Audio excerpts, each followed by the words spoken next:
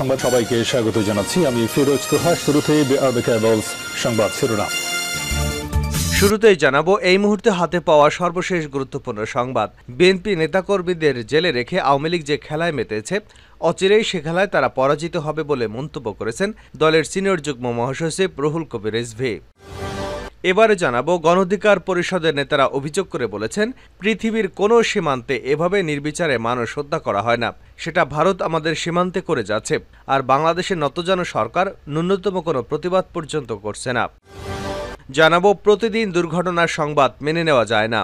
গত এক সপ্তাহে দেশের বিভিন্ন জায়গায় সড়ক দুর্ঘটনায় ১২২ জনের মৃত্যুতে গভীর উদ্বেগ জানিয়েছেন জাতীয় পার্টির চেয়ারম্যান ও সংসদের বিরোধী দলীয় নেতা জি.এম. কাদের। তিনি বলেছেন, সড়কে মৃত্যুর মিছিল কমছেই না।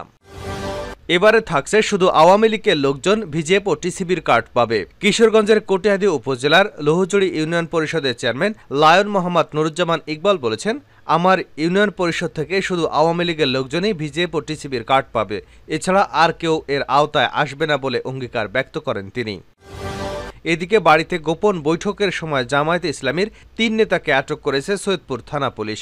শুক্রবার সকালে সৈয়দপুর উপজেলার কামারপুকুর ইউনিয়নের ধলাগাছ গ্রাম থেকে উপজেলা শাখা আমিরের বাড়ি থেকে তাদের গ্রেপ্তার করা হয়। সর্বশেষ জানাবো আন্তর্জাতিক সংবাদ। ইরাকের সামরিক ঘাঁটিতে বিকট বিস্ফোরণ। ইরাকের রাজধানী বাগদাদে ইরান সমর্থিত পপুলার মোবিলাইজেশন ফোর্সের একটি সামরিক ঘাঁটিতে বিকট বিস্ফোরণ ঘটেছে। বাগদাদের দক্ষিণ বেবিলন এলাকায় ঘটনা ঘটে।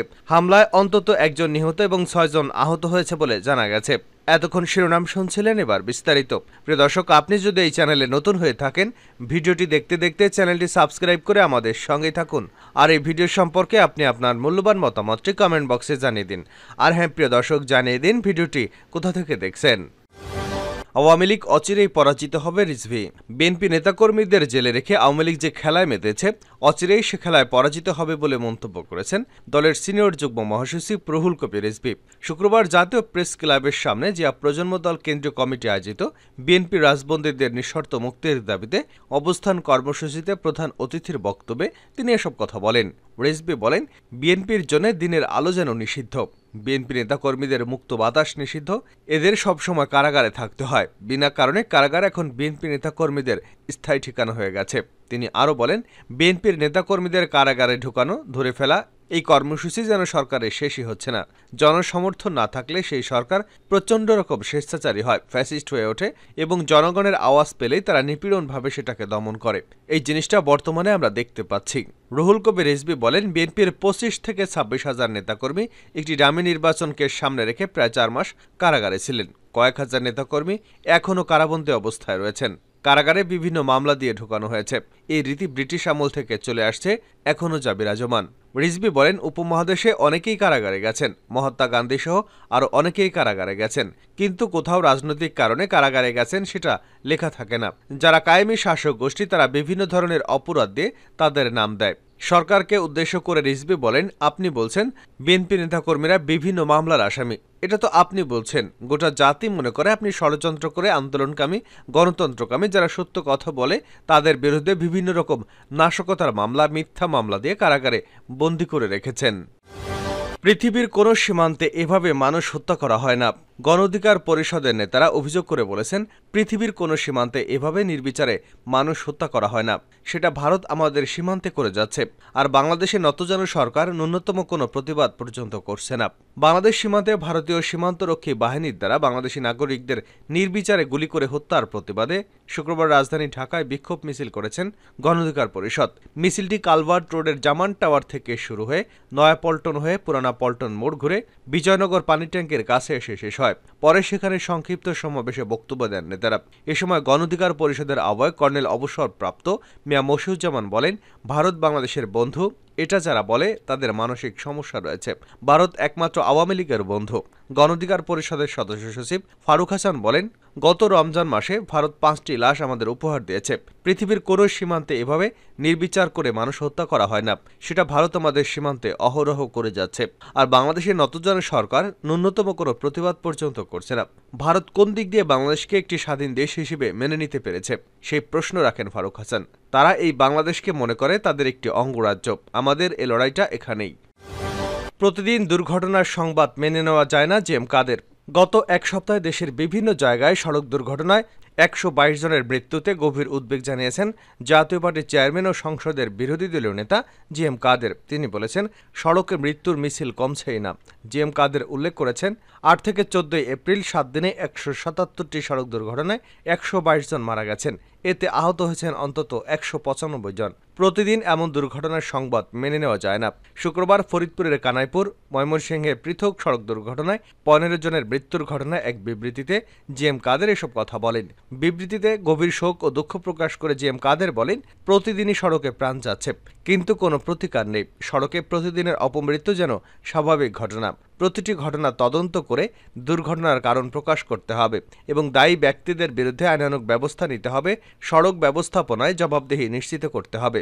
জি এম কাদের সড়কের দুর্ঘটনায় নিহত ব্যক্তিদের প্রতি পরিবারের যৌক্তিক ক্ষতিপূরণ দেওয়া এবং আহত ব্যক্তিদের প্রয়োজনীয় চিকিৎসা নিশ্চিত করার আহ্বান জানান।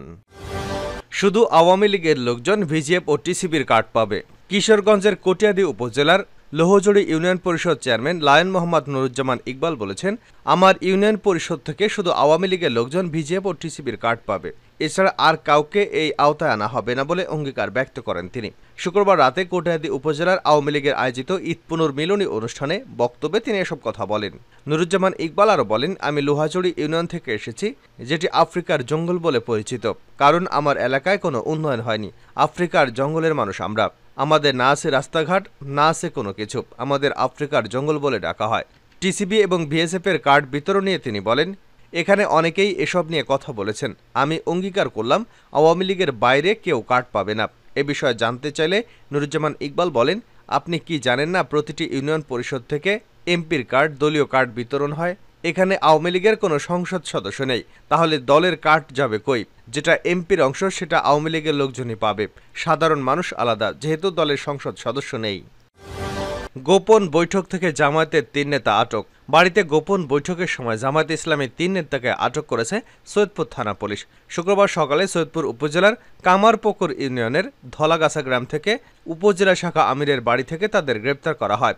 আটকরা হলেন নীলফামারী জেলা শাখার সহকারী সেক্রেটারি অ্যাডভোকেট আল ফারুক আব্দুল লতিফ, সৈয়দপুর উপজেলা বোতলাগাড়ি ইউনিয়ন শাখার আমির খায়রাত হোসেন বসনিয়া এবং কামারপুকুর ইউনিয়ন শাখার সেক্রেটারি মাজহারুল ইসলাম।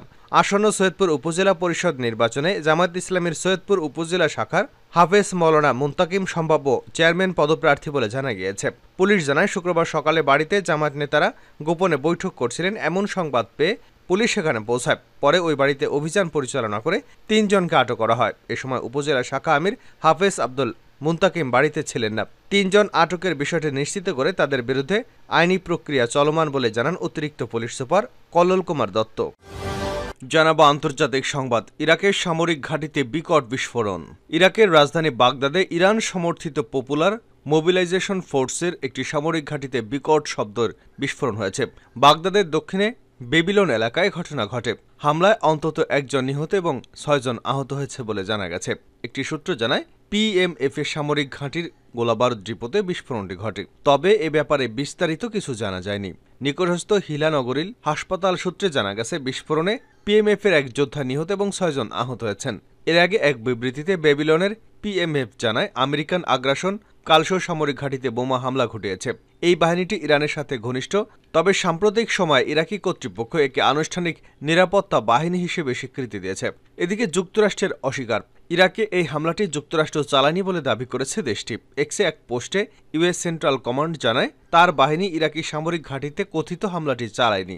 তারা জানায়, মার্কিন বাহিনী হামলাটি চালিয়েছে বলে যে খবর প্রকাশিত হয়েছে তা সত্য নয়। সূত্র আল জাজিরা, সিএনএন এবং অন্যান্য।